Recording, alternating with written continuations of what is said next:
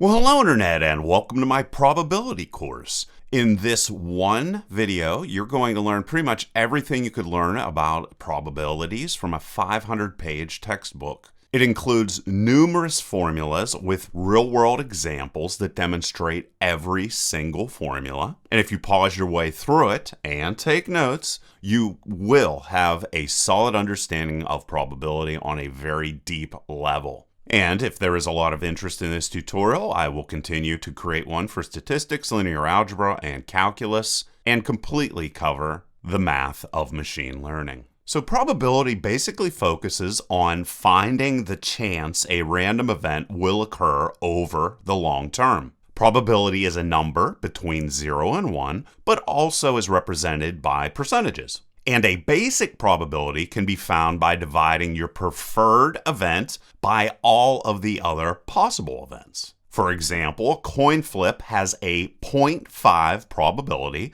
of coming up either heads or tails. Now, to find all possible outcomes, if you would roll 2 dice, what you would do is multiply 6 times 6 to get a total of 36. And you can see here all of the probabilities of rolling 2 dice. Now, this is a very important slide to understand because I'll be using it many other times across the course of this tutorial in multiple different examples. Now, if you see the symbol PA, this simply stands for the probability of the event A occurring. A set is going to be a list of all possible outcomes. And if we decide we want the union of 2 sets, we create a set that contains all values in either set.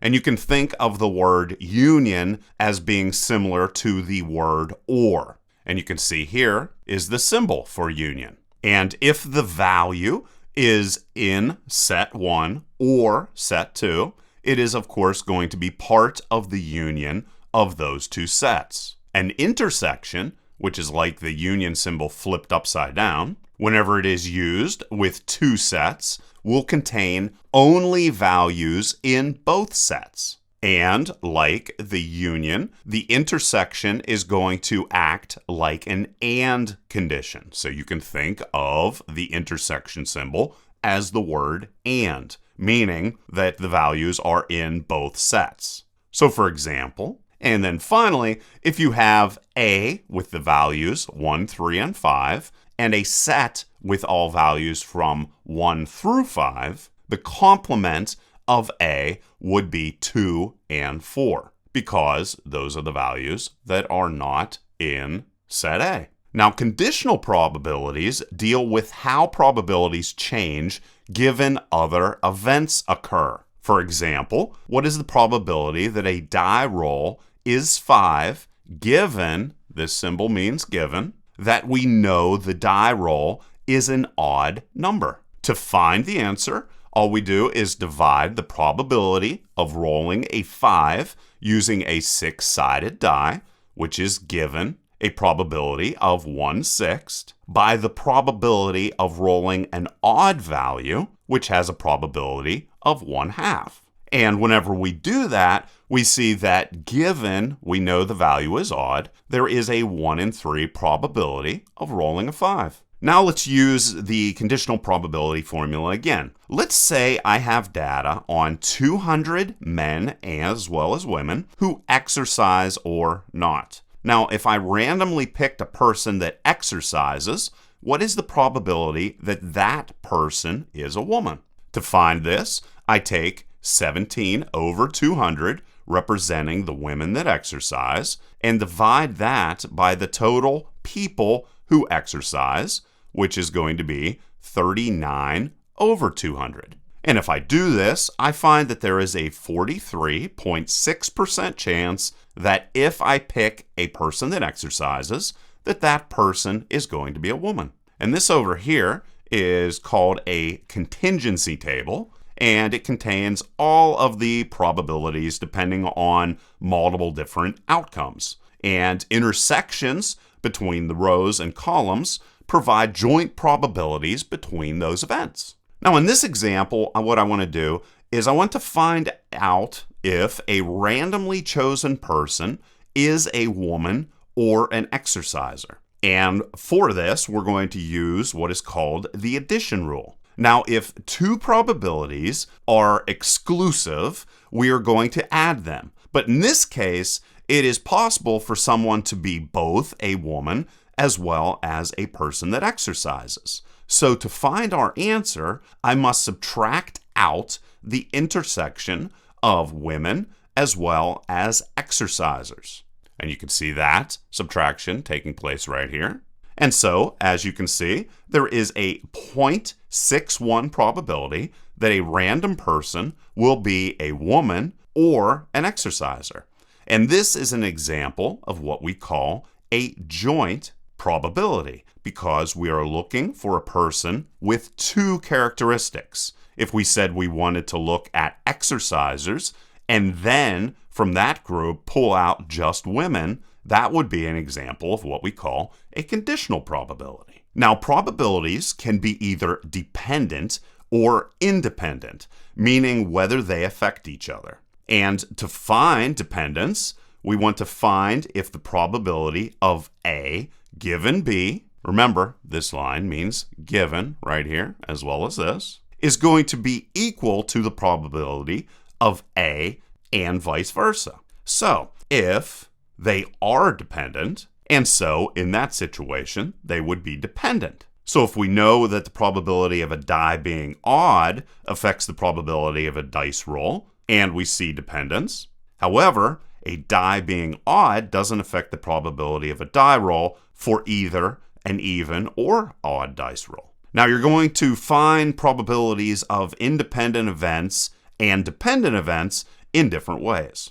Now, if an event is independent, what we're going to do is multiply their probabilities. For example, to find the probability of rolling a 1 and then a 2, both who have a probability of 1 in 6 or 0.167, we're going to multiply them to find a probability of 2.8%. Mutually exclusive events, however, can't occur at once. So with them, you add their probabilities. So to find the probability of rolling a 1 and then an even number with 2 dice, what we're going to do is add 1/6 plus 1/2 to get 2/3. And as you can see, that makes sense because 4 values out of 6 is equal to 2/3 in this situation. Now, Venn diagrams can be very useful for representing events and how they interact. They work best for marginal probabilities, being probabilities that don't affect each other, and they also work very well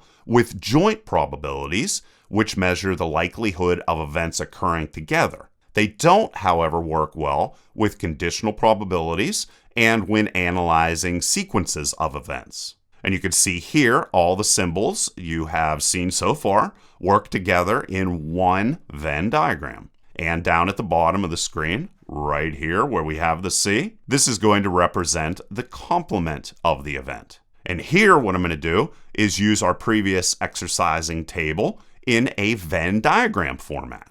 And you can see how the table data translates over from our table into our Venn diagram.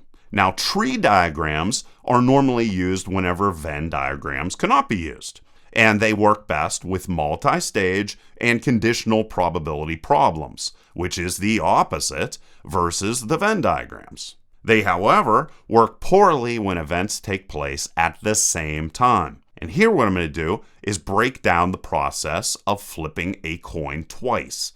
And you can see that we can find just by using this tree diagram that probability would be 0.5 for each of the individual coin flips and 0.25 whenever we include both coin flips.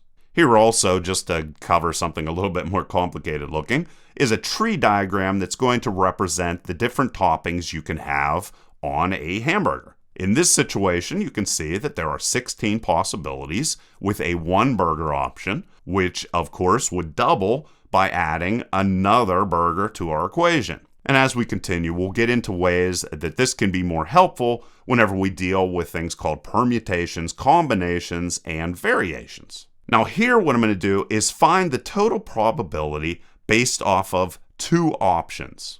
To find it, what we're going to do is some probabilities where we multiply the probability of A given B by the probability of B. Now in this example, we have two options of brake pads of differing quality. You can see here, brake pad X is going to give us 40,000 miles 95% of the time, and they control 60% of the market, while brake pad Y is going to give us 40,000 miles 92% of the time, and they include 40% of the market. And what I want to do is calculate, if I buy a random brake pad, that it is going to last 40,000 miles. Now we find the probability of a random purchase allowing us to travel 40,000 miles, and we can see here that that works out to 93.8%.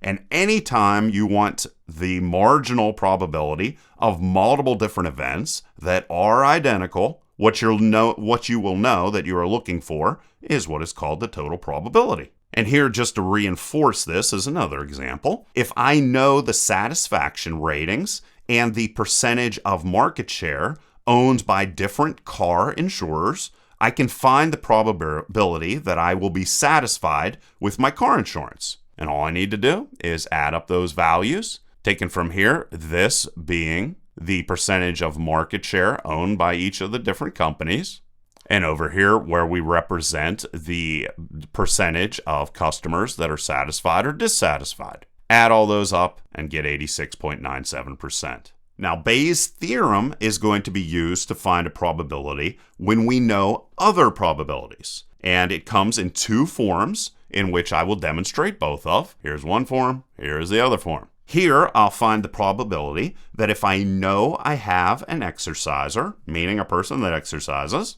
what is the probability that they are a man? Now, I'll take the data from our chart, and then I plug it into Bayes to get a result of 0.564. And then I can double check my work by finding my results equal 22 over 100. Now I'm going to use another form of Bayes here.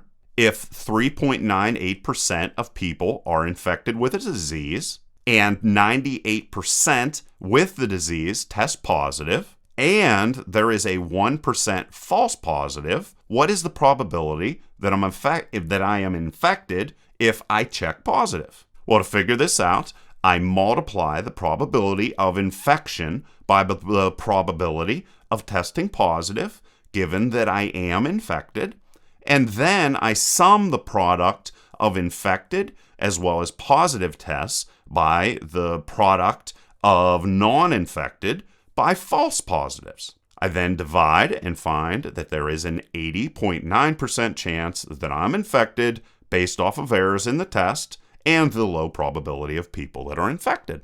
Now, the Bayes theorem is super useful, so I want to give you another example of how we can use it. Here we have 3 toy manufacturing machines, and each is going to make different quantities and a known percentage of flawed toys.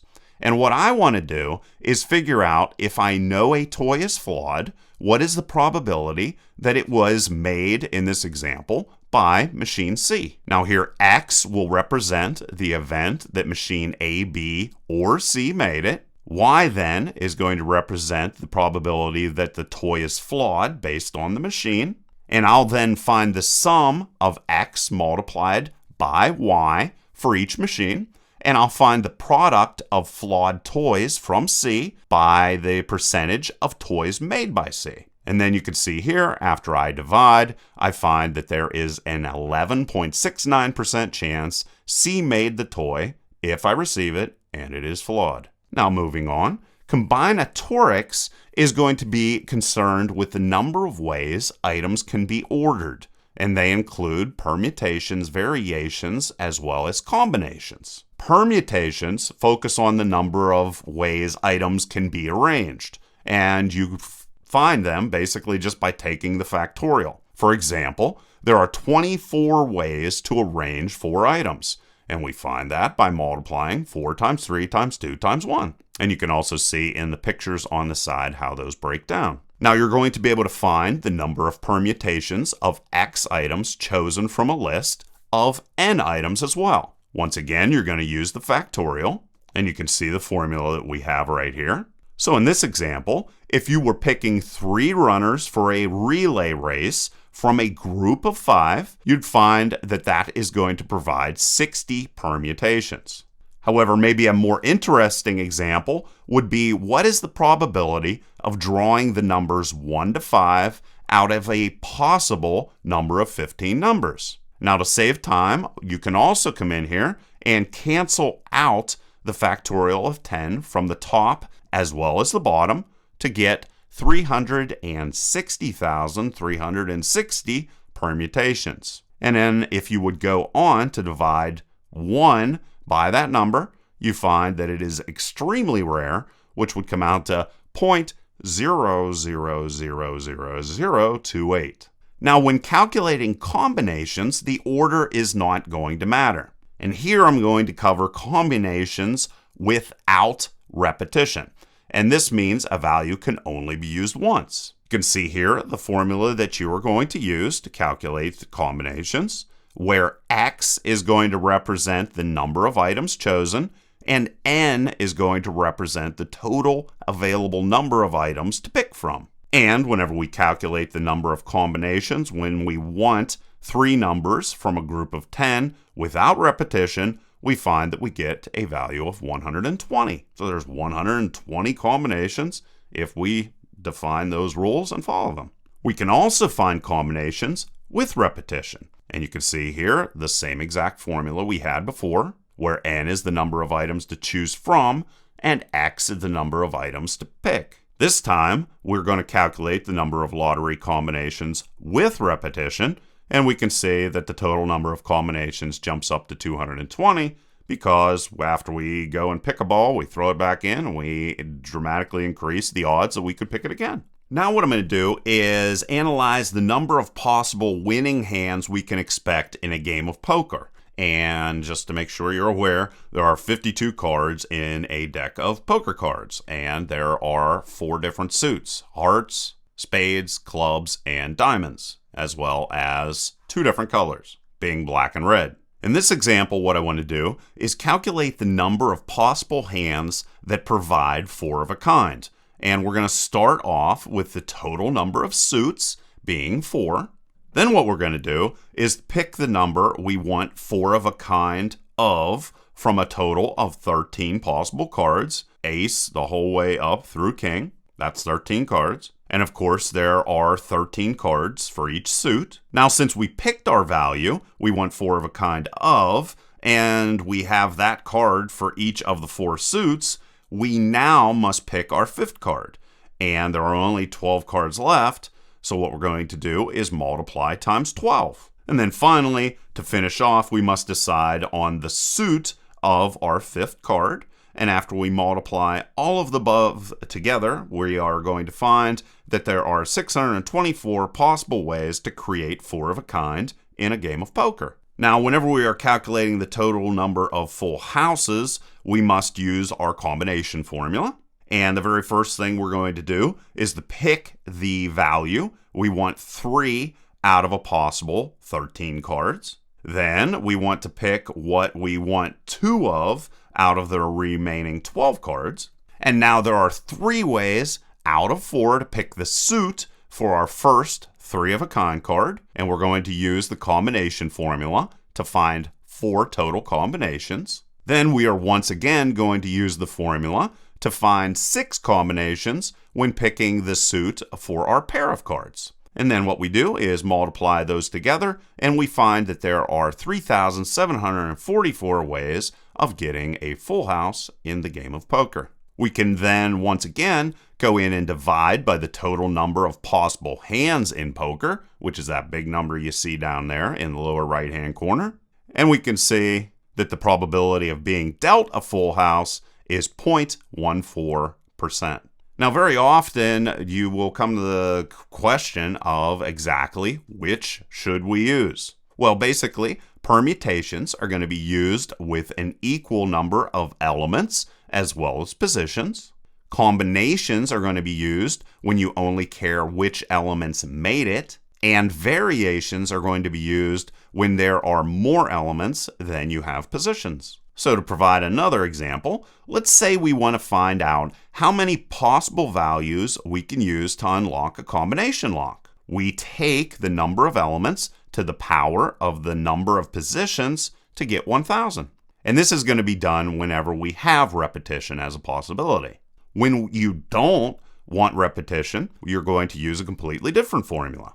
And here what we want to do is find out how many variations of Pokemon cards can you create if you pick 3 cards from the total of 5. And if we plug those numbers into our formula, you can see that our final result would be 60 variations. Now, random variables are going to represent the results of your calculation. And there are 3 types, being finite, and you can see here in an example of a finite variable, the number of 6s rolled in 1,000 throws. We're also going to have countably infinite, which would be as if you would count the number of 6s rolled over the course of a year. And then you have uncountable infinite, which would be the number of 6s rolled on the entire planet Earth. And now we're going to talk about something called discrete uniform distribution. Now, a probability mass function is going to assign probabilities to random variables. Now, you know that a 6-sided die in any one roll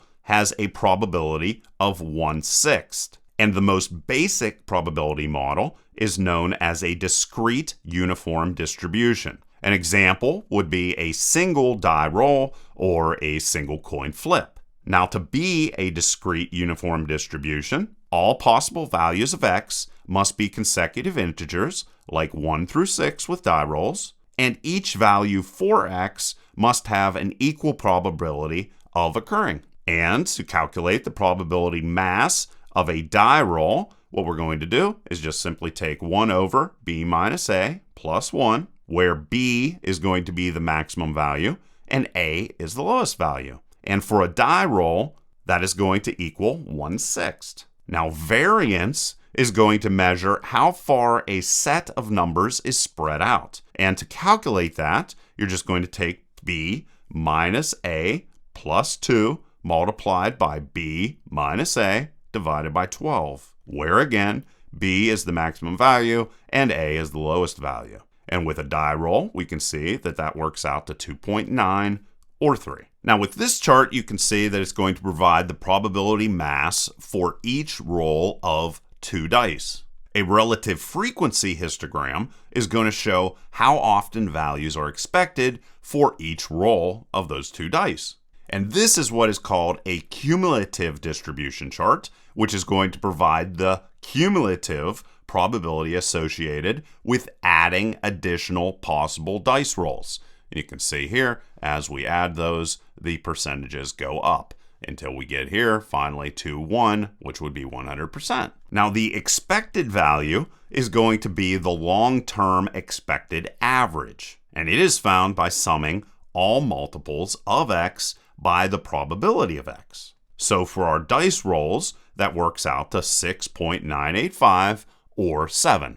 You can see over here that 7 has the greatest probability of occurring whenever you throw 2 dice. Now, calculating variance with multiple variables is a bit more complex. To do so, what you're going to do is sum the total of all values of x squared and multiplied by the probability. And whenever we do that, we get a value of 54.645. Then what we will finally have to do is subtract from that the square of the expected value, calculated previously, to get a final value of 5.855. Now, the standard deviation is going to be a measure of the amount of variation. And if that number is low, it means it is close to the mean average. If, however, it is high, that means it is going to be spread over a very large or wide range. And to find it, you just take the square root of the variance, which in this situation would work out to 2.419.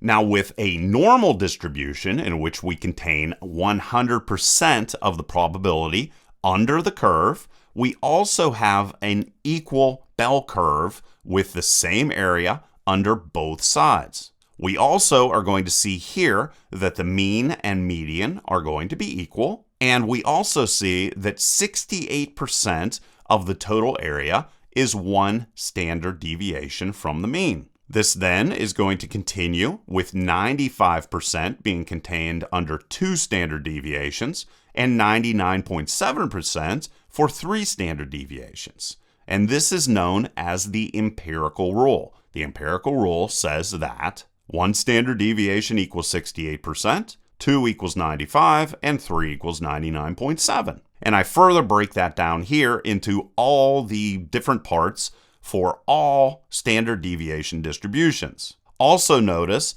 that just 0.3% over here, or 0.15% on both sides, is all that is left after 3 standard deviations. And that brings us to z-scores. The z-score is going to give us the value in standard deviations for the percentile we want. And an example is going to make this very clear. So for example, if we want 95% of the data, it's going to tell us how many standard deviations are going to be required. And the formula asks for the length from the mean to x and then divides by the standard deviation. And now with this example, it'll all make sense. So this is a z-table on the right side of the screen. And if we know our mean is 40.8, as you can see down here, the standard deviation is going to be 3.5, and we want the area to the left of the point 48, so we want all this area. We perform our calculation to get 2.06. We can then find 2.0 right here. There's the 2. And then across the top, we can find 0.06, which is right here. And this is going to tell us that the area under the curve is going to make up 0.98, or 98% of the total area. We can also find the area to the left of the mean with a negative z-table. So if we want to find the area left of 36.3 with a mean of 40.8, we perform our calculation to get negative 1.29. We then look up negative 1.2 and 0.09 in the negative z-table, and we see that our answer is 0.09853. So the area under the curve from that point to the left is 0.098. Now let's go completely in reverse. Let's say I want to calculate the score I must get to score in the top 1% of my class. Now I know the mean is 0.79 and the standard deviation is 7.5. I then look for 0.99, which would represent top 1%, in the z-table to find the z-score of 2.33. 2.3 right there, and 2.3 right there, and 0.99, which is right there. Then if I plug that into our formula and solve for x, I find that I must score 96.48 to place in the top 1% of my test based off of all the supplied data. Now we have been using point estimates so far, which represent a singular point of data, and the mean would be an example of a point estimate. Now while point estimates are easy to calculate, they can also be very inaccurate at times. And an alternative is to use what we call an interval, or a range of values. So if I have 3 sample means taken from 3 different data sets, I can create an interval that covers their range of different values. I then have to find how confident I am in that interval, and we normally define normal confidences as 90%, 95, or 99. And this is going to mean that if we have a confidence of 90%, that we expect 9 out of our 10 intervals to contain our mean value. Now, when calculating our interval, what we do is we take our sample mean and find the values of x and y by adding and subtracting the margin of error. Alpha is going to represent the doubt that we have. So if we have a confidence of 90%, then in that situation, the alpha would be 10%. N is going to represent our sample size. And we were going to use, once again, a z-table to find our interval. So in this example, I've gathered all of our data, and if we look up 0.025 on our z-table, we get a value of 0.508, and if we plug that data into our formula, we find that x is going to equal 42.97. And then once again, we can also find that y is going to equal 43.029. And now we will move on to cover binomial probability. And it mainly is going to focus on whether we will or won't have a successful event. There are, however, conditions if you want to use this formula. First off, you must have multiple fixed trials with an outcome of pass or fail. The outcome of each trial can't affect any of the other trials. And then finally, the probability for each trial must be equal. So for example, if you are rolling one die 100 times and want the binomial distribution of rolling a 6, that is okay, mainly because you met all of our conditions. However, rolling a dice until you get 5 6s doesn't apply because the number of trials is not fixed. Here is the binomial probability formula, and you can see that n is going to represent the number of trials, r the number of successes, and we must find the number of combinations, and p is also going to represent the probability for each of those values. So what I want to do here is calculate the probability of getting exactly 4 6s in 10 rolls. First, we have to find the total number of combinations, and this is known as the binomial coefficient. Then we plug in the values, and we find that our probability is 0.048. And as we analyze our formula further, we can see the parts representing the probability of success as well as the probability of failure. Now, Poisson distributions are going to focus on the probability a specific number of events will occur over time or distance or area. For example, the number of visits to a website per day or hour, the number of pizzas sold, the number of red cars seen, vegetables expected for harvest, and so on. Now, the conditions to use this are going to include that you count occurrences over time, distance, and area. The mean occurrence must be the same over a similar time, area, or distance. The count occurrences over an interval can't depend on other intervals, and intervals can't overlap. In this example, if we can grow 6 heads of lettuce in 0.3 square meters, what is the probability we can grow 8? Now, lambda is going to be equal to 6, and if I plug in my values, I get 0.103 or 10.3%.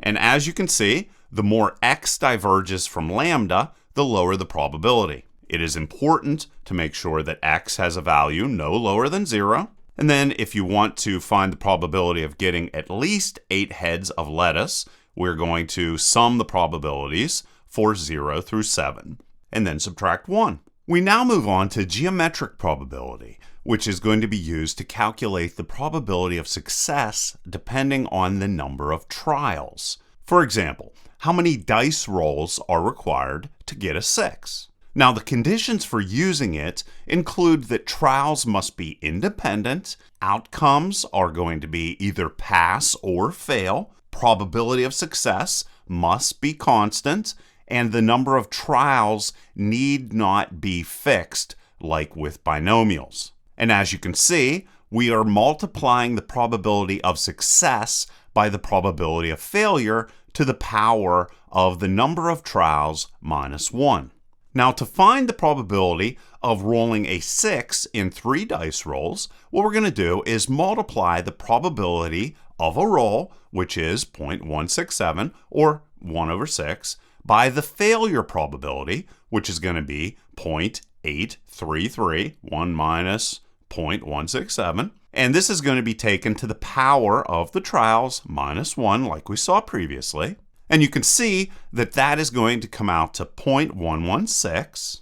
And then if you want to find the probability of success in 3 or less rolls, what we're going to do is sum all previous probabilities, which is going to work out to 0.422. Now, we can also find the probability that it will take more than 3 dice rolls simply by subtracting the previous probability from 1. And we can calculate how many dice rolls it will take to get a success in this situation. And this is going to be called the mean. And we can see success is expected in approximately 6 dice rolls. And I'm also going to show here how to calculate both variance as well as standard deviation. And you can see those formulas right here, and this represents a square root. Now I want to briefly talk about sampling. Whenever we are gathering samples, it is important to follow the central limit theorem. Now the conditions of it are that samples must be random, the samples must be representative of the population, and that you use sampling with replacement, or that you sample less than 10% of the total population. And now we're going to go on and talk about negative binomial probability. Now, while the geometric model is going to find the number of trials required for success, or the number of dice rolls before you get a 6, the negative binomial model is going to find the number of trials until the nth success. So, for example, how many rolls are required until you get 3 6s? Now, the conditions to use this are that you must have independent random trials with either a pass or fail for all of the trials. The probability of success is going to be equal for each trial. And then finally, you must keep track of the number of trials up to the target success. Now, very often, the most confusing decision is based on which formula you should use and when. Now, the binomial model is going to be used when you want to count the number of successes with a fixed number of trials. The negative binomial model, however, is going to count the number of trials required to find a fixed number of successes. And then finally, the geometric model is going to be used to find the number of trials required for one success. And here you can see the formula for the negative binomial. In this situation, P is going to represent the probability of success, K is the number of successes I am to have, and N is going to represent the number of trials. Now let's say we want to calculate the probability of rolling 3 6s in 10 rolls. Well, first we have to find the number of combinations by taking 3 from 10, and this is going to be a situation where we will use repetition, and that is going to work out to the number 220.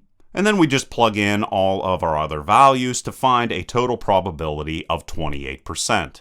And you can see here our probability of rolling 3 6s is going to be maximized at 15 rolls at 0.354. And then it's actually going to start falling. I don't know if you can really see it because it's very slight, but it falls dramatically more as we continue. And if you think for a minute why exactly that would be, well, the situation here is that our goal is to get 3 6s. However, at some point, we have an increased probability of rolling 4 6s, which is something that we do not want. And that's the reason why it starts to decline after 15. Now, a hypergeometric distribution is going to be used with samples without replacement to find the probability a specific number of items is going to fit a defined characteristic. With binomial and hypergeometric, you're going to find how many people have a characteristic, and replacement is going to define which of those that you are going to use. Now, the required conditions are that you sample without replacement, population has an equal chance of being sampled, population is also going to be in 2 groups, being those with the important characteristic and those who do not have it, as well as the number of people with the characteristic and the total population size must be known, and X is going to represent the total number of people you're interested in. And here is the formula we're going to use to calculate hypergeometric distribution probabilities. And as well, I provide a pictogram on the right side of the screen to try to explain the individual parts. So this is basically going to represent the whole entire circle here is going to represent the total population. Then we have with M represented with successes, and minus M is failures. And then we have our sample being this small circle inside of here. And once again, the X represents the successes in the sample.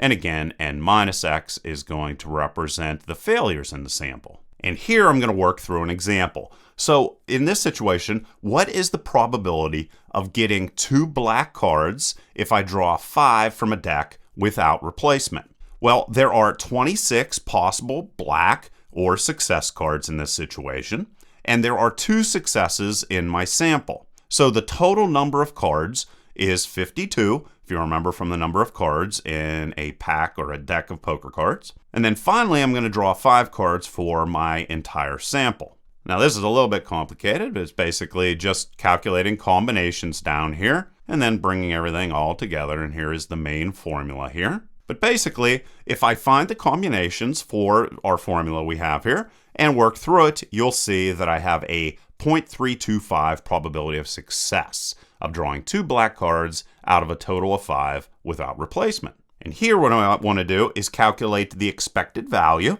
which if you don't remember, is the number of successes you expect in the sample. And whenever I plug in the values, I get 2.5. And then I also will find the variance, which again is the average deviation from the mean over the long term. And if I plug in those values and work them out, you'll find that value is 1.15. Now moving on, to understand continuous probability is going to require us to cover a few other different definitions first. Continuous random variables are going to be variables with an uncountable infinite number of values. The probability density function is going to provide the density of the concentration of probability at any point x. And continuous uniform distribution is just a continuous random variable used when all the values of the probability density function are the same or are unknown. And this variable is going to be between 2 values being either A or B. And this is all going to make a lot more sense with an example. So I want to reiterate, a continuous uniform distribution is going to be used to find probabilities of success depending on all possible values between A and B. And it's going to be used to find probability for an interval rather than a point. For example, what is the probability that x is between the values of 5 and 6? I want to cover a couple more things, however, before I move on to that example. One thing to know is the domain of x is going to represent the interval that represents all the different possible values of x. And the probability is going to be the area under the curve. And this is called the density function of x. And some rules that we need to adhere to include that all values of fx must be greater than or equal to 0. And also the total area under the curve for all possible values of x are going to be equal to 1. And you can see here is the formula that we're going to use to find continuous probability for x in a given interval. And you can also see that you'll be able to find the value of b if you know both the height as well as a. And also, just to be inclusive here, I'm going to provide 2 just simple examples if you want to calculate probabilities when x is less than 3, or if x in this situation would be greater than 2, which are quite simple to calculate. And you can also see on the right side of the screen exactly how we would calculate these areas. So if we went from 0 to 4, and so forth and so on. And now to finish up everything, I want to cover a related topic, which is going to be exponential distribution. But before moving on to our example, I wanted to define exactly what an exponential function is. And simply, it is a function of the form ab to the power of x, where b is a positive number and x occurs as an exponent. An exponential distribution is going to be used for a continuous distribution, like we just saw previously in our last example, whose probability density has the shape of an exponential function. And this type of distribution is very often going to be used to model the time elapsed between events. Now, a density function of the form fx lambda e to the power of negative lambda times x, where x is greater than or equal to 0, and lambda is constant, is going to be representative of this density function. And lambda in this situation is going to be called the parameter of the exponential distribution. Now, a large lambda is going to cause the slope of the curve to drop quickly to 0, and vice versa. And like previously, the probability of an exponential distribution is going to be the area, once again, under the curve. And you can see here all of the different formulas that we're going to be using for exponentials. So less than x, greater than x, as well as how we will use x, or you calculate this probability in an interval. So let's say that I would want to come in here and I want to calculate the probability of getting home in 15 minutes. So if an hour is representative of 1, 15 in that situation would be represented with 0.25. Well, if I know my mean is going to be represented in which lambda is going to be equal to 2, where the mean is 1 over lambda, I can just simply plug in these different values into our formula. And remember, this is a less than situation. I want to see if I can get home in less than 15 minutes. And if I perform that calculation, you could see that I have a 0.394 chance of getting home in under 15 minutes based off of known information. If, however, I wanted to find out the probability of getting home after 15 minutes, using the same data from before and plugging it into our formula, you can see that it's much more likely that it's going to take more than 15 minutes, being that the answer comes out to 0.606. And like I said, I'm also going to be able to find probabilities in an interval. So if, let's say, I wanted to find out the probability of getting home between 15 or 40 minutes, if I just plug in those values, work the calculation, you can see that that comes out to 0.342. And then finally, to wrap up absolutely everything, if you would want to find the expected value for an exponential, all we would do is take 1 over lambda, which is going to work out to 30 minutes. And then once again, if we would want to find our variance, 1 over lambda squared, which is going to come out to 1/2 squared, which comes to 0.25. So there you go, guys. There is pretty much every formula I could imagine throwing into one course on probability. And if you guys like this type of tutorial, I was planning on also covering statistics, linear algebra, and calculus 1, 2, and 3. Like I said, if this is popular, I'll do it. Otherwise, I won't. And thank you very much for joining me for this really long course. And like always, please leave your questions and comments down below. Otherwise, till next time.